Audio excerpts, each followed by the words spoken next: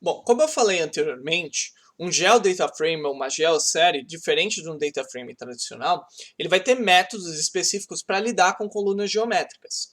Então, tendo esse objeto disponibilizado, a gente consegue chamar métodos e atributos que fazem operações em cima dessa geometria. É importante só destacar que todos esses métodos e atributos são métodos e atributos que existem no objeto geometria que a gente viu do Shapely. Então eu vou falar aqui de como calcular a área, como calcular o centroide e tudo mais. Tudo isso é a mesma coisa que eu colocar polygons, ponto, exatamente o mesmo nome de método ou atributo que eu vou utilizar aqui. Tá? Então só para vocês terem ciência disso, que é dali que vem. Mas aqui a gente vai ver esses diferentes métodos sendo utilizados. Então, o primeiro deles, que é um dos que a gente mais vai utilizar, é a área. Se eu quero calcular a área de um polígono qualquer, né, eu vou vir aqui e pegar e colocar, por exemplo, gdf.área. E aí pronto, eu vou ter uma série de dados com a área desse polígono. Então aqui no caso, eu estou pegando meu GDF, só para vocês lembrarem. Vou colocar aqui o head. Ele é os meus dados, que tem os polígonos com a demarcação de cada município do Brasil. Então, por isso ele tem 5.572 linhas. Ele tem algumas informações, como o código do município, nome do município, o UF, a área em quilômetros quadrados do município, latitude e longitude, que é o centro do município, e o ano da base, que nesse caso só tem um, que é o ano de 2021. E aqui, quando eu rodei o gdf.área, ele não pegou essa área quilômetros quadrados, ele pegou, na verdade, essa coluna de geometria aqui e extraiu a área do objeto geométrico, que são esses valores que estão associados aqui.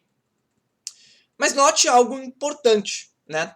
Que se eu olhar para essa área aqui, então eu vou pegar aqui e vou guardar a área, só para a gente ter como comparar. E aí aqui a gente pode pegar gdf área, então tá aqui a minha própria área. Eu vou pegar agora o meu gdf, eu já tenho uma coluna de área, né? Então eu vou pegar a minha área quilômetro quadrado, vou pegar a minha área qualquer aqui e vou dar um sample 10. E aí a gente vai olhar um para o outro, comparar e falar, opa, tem alguma coisa esquisita. A minha área aqui em quilômetros quadrados não bate com a área que está aqui. E não é nem, muitas vezes a área está, sei lá, que poderia estar em, nem sei o que vem depois de quilômetros quadrados, mas poderia estar em metros quadrados ou qualquer outro tipo de unidade de medida. Não é porque não é multiplicando por 1 milhão ou por qualquer outra coisa que vai dar exatamente o valor da área que está aqui. Então tem alguma coisa de muito errado acontecendo entre esse cara e esse cara.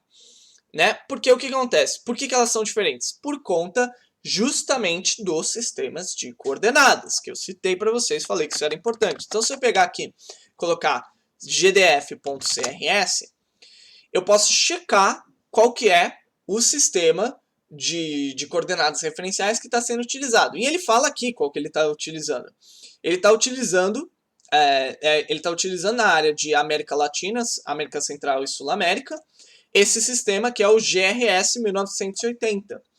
Né? Esse aqui é o código, na verdade. Que é ou melhor, o código é esse aqui, EPSG 4674, que é um sistema coordenado ótimo, excelente, para quando eu quero plotar o Brasil no mapa.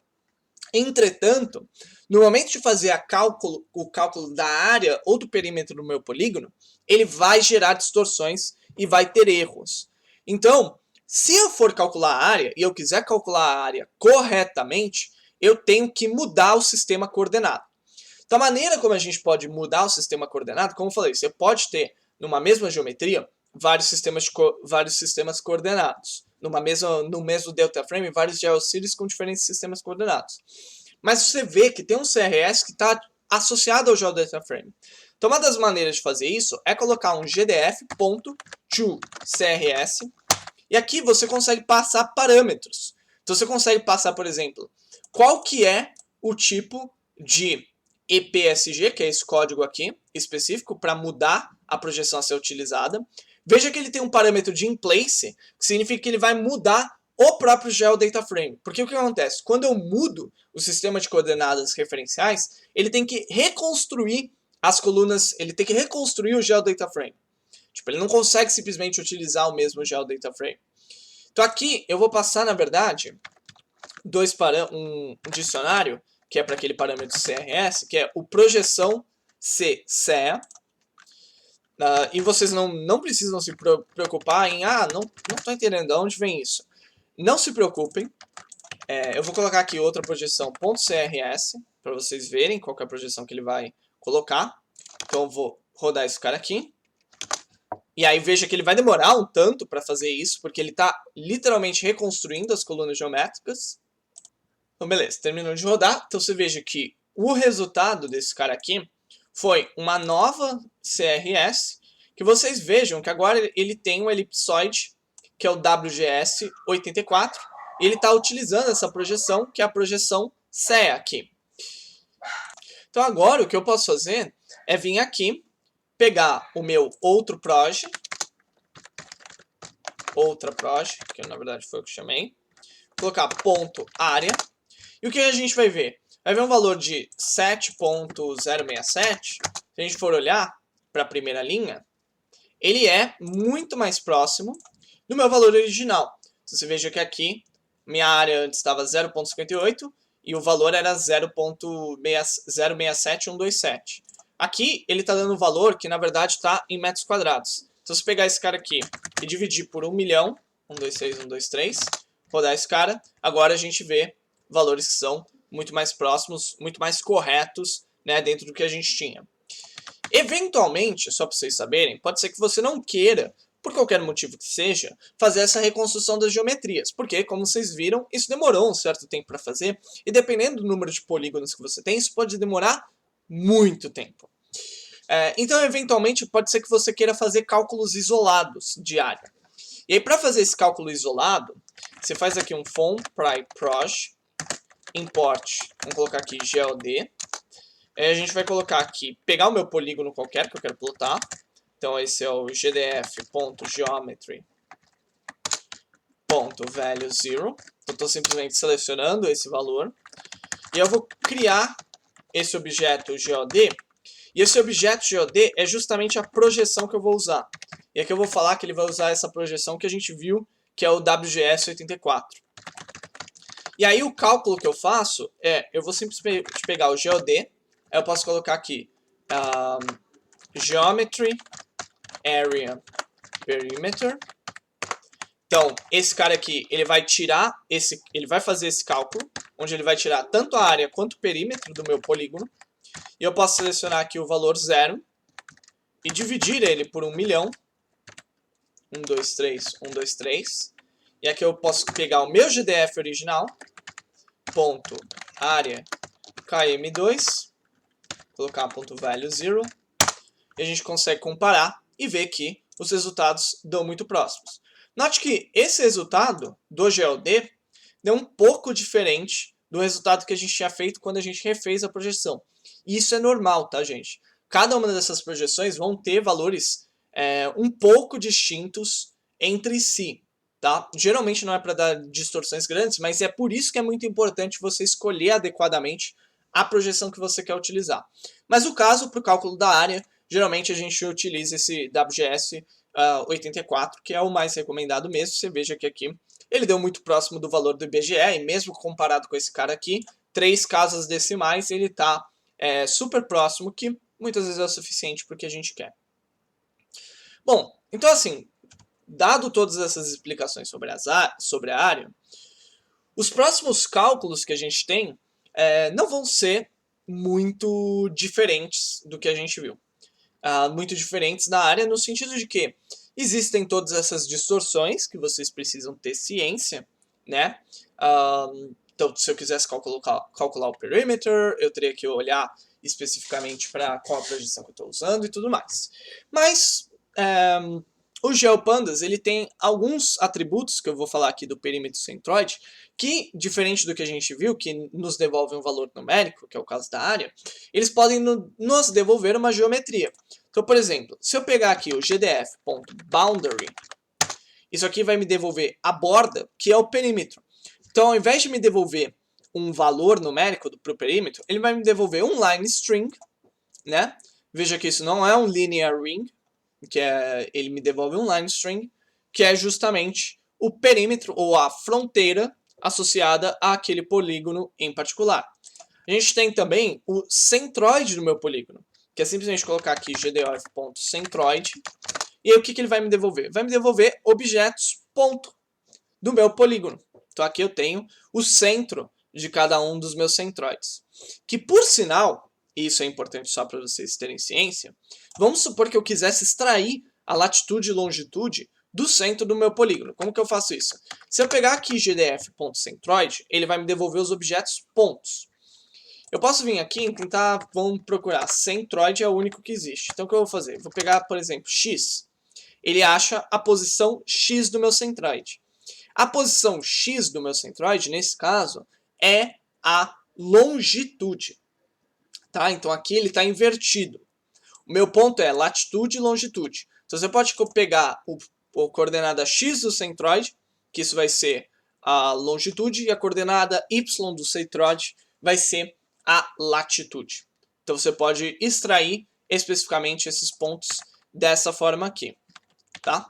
Então o x também é um parâmetro que tem no objeto ponto, então você poderia ter procurado sobre o objeto ponto para fazer isso.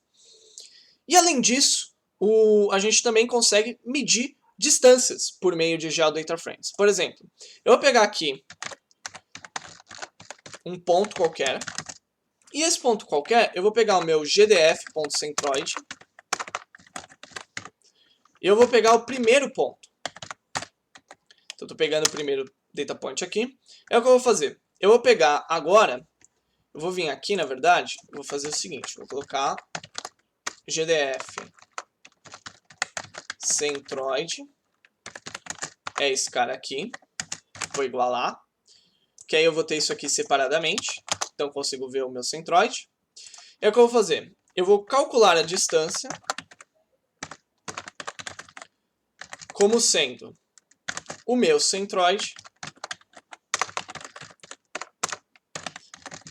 ponto distance para o meu ponto. E agora eu achei a distância entre o centro daquela cidade, que é a primeira cidade, até o centro de todas as outras cidades do Brasil. E aí, de novo, a distância é outra medida que vai ser afetada diretamente pelo sistema de coordenadas que você está utilizando aqui.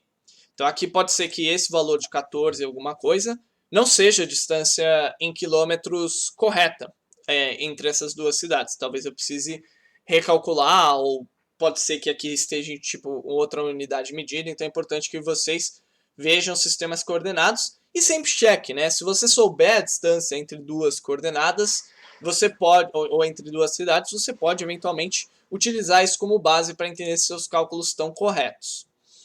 Bom, o que a gente tem? A gente tem todos uma outra categoria de valores que a gente pode utilizar, né, de métodos e atributos que a gente pode utilizar para fazer diferentes cálculos no meu GeoDataFrame.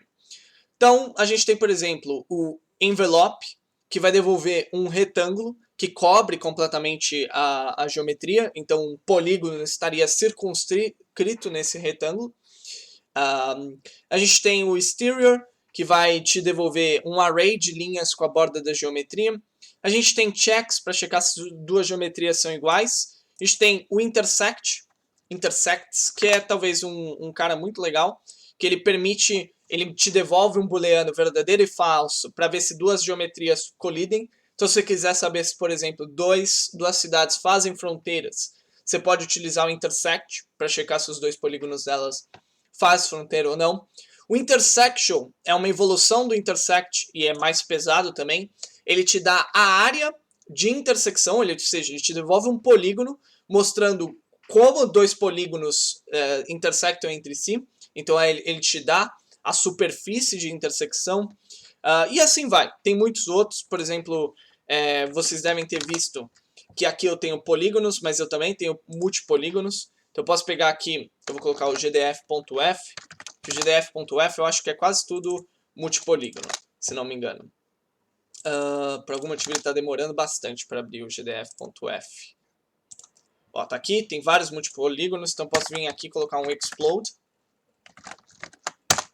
E aí, ao rodar o explode, o que ele vai fazer é, ele vai dividir o meu multipolígonos em polígonos individuais. Então você veja aqui, ele quebrou, né? Então de 27 linhas, que era o que eu tinha, ele mudou para 1029 linhas, que é muito maior, porque tem alguns estados aqui que tiveram que ser formados por várias geometrias. Então eu tenho citei alguns aqui.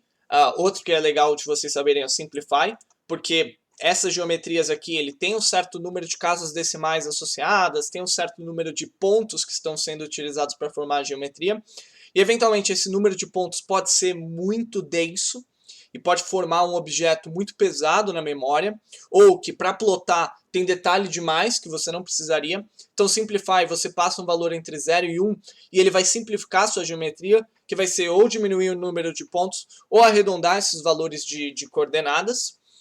E a gente tem todo outro tipo de customização que a gente consegue fazer para manipular esses objetos, porque como eu falei, quando eu pego a coluna de geometria qualquer, geometry.value0, esse cara aqui é um objeto geométrico do Shapely. Então eu consigo pegar aqui e trabalhar com ele e utilizar todo tipo de cálculo que a gente tem disponível para esse objeto no Shapely. Então se vocês quiserem, você pode pegar aqui, colocar um geometry.apply, lambda x, e aí x ponto, e aí colocar aqui ponto área, seria a mesma coisa que eu colocar gdf.área, no final das contas. Mas eu consigo manipular esses objetos geográficos da maneira que eu quiser e conseguir fazer cálculos específicos para as funcionalidades que eu quero trabalhar. E com isso, a gente termina, né, essa breve introdução ao trabalho com GeoData Frames, né? Não tem muito segredo, o resto é tudo igual a um data frame normal, então você pode usar Assign, pode usar o LOC, iLock, o que você quiser. Se vocês quiserem aprender, treinar isso que vocês acabaram de fazer, vocês podem tentar construir justamente esse arquivo Parquet que eu gerei aqui, que é o arquivo GDF, que para vocês saberem onde que eu faço, em primeiro lugar, o download desses arquivos geográficos que o IBGE disponibiliza. Bom, o IBGE ele tem o que a gente chama de GeoFTP aqui, que é geoftp.ibge.gov.br, e dentro desse GeoFTP tem várias pastas com conteúdos geográficos. Então você vê que aqui ele tem atlas, cartas e mapas, imagens dos territórios, mas para vocês o que é interessante ou para a gente, é olhar aqui em organização do território. Vocês vão ver que ele vai ter várias pastas aqui, uma delas é malhas territoriais, vocês podem clicar, e aí ele vai ter as malhas setoriais, setores censitários, e as malhas municipais. Aqui, para nós, a gente só vai olhar para as malhas municipais, e aqui tem as ano a ano, essas malhas municipais, porque as fronteiras dos municípios podem ser atualizadas, às vezes surgem novos municípios. Então aqui você pode clicar em município 2021, ele vai ter Brasil e UFs, a única diferença entre um e outro é que num ele está dividindo os arquivos por UF, e no outro ele está gerando um arquivo único para o Brasil inteiro. Então eu recomendo que você clique em Brasil aqui, vai ter uma pasta BR, e aí você vai ter os diferentes tipos de arquivos de shapefile, que é aquele BRUF, você vai ver o BRUF 2021 está aqui, né? E aí eu tenho um BRUF para mesorregiões, micro-regiões, para o país inteiro, então aqui só tem para o Brasil, e para cada um dos municípios. Então, você pode vir e baixar esse arquivo aqui, ou melhor, você pode vir e criar aqui no curso de Ciência de Dados, ele tem um branch chamado Exercício IBGE, onde eu criei aqui na pasta aquisição um novo pacote IBGE, onde eu fiz alguns métodos, algumas funções, para fazer o download automático, o download com certos parâmetros do conteúdo desse GeoFTP e processar isso nas diferentes malhas que eu formei aqui. Então, se você quiser, para treinar, tente reconstruir aquele data frame, criar um método para baixar, você vai ver que não é super fácil, você vai ver que tem pouquíssimas linhas de código associadas a esse cara aqui, que é muito simples. O mais difícil mesmo é fazer um download dos dados, mas se você quiser treinar, tente reprocessar esse cara aqui.